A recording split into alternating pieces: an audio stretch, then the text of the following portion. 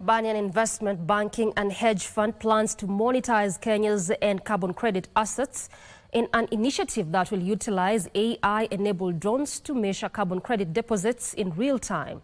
The company says their expansion to Kenya will address the growing demand for digital financial services and digital currencies to enhance access to financial services. People will exchange goods and services. They will barter within the marketplace. Now, when they barter within the marketplace, which currency you use?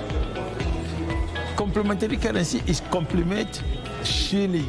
It's not taking shilling away. So Litecoin is that currency that you can use when you trade. You call someone a painter. Can you come and paint my house? But you've got no shilling, because it didn't earn shilling, but you start earning Litecoin, because Litecoin will provide a lot of things where you can earn something.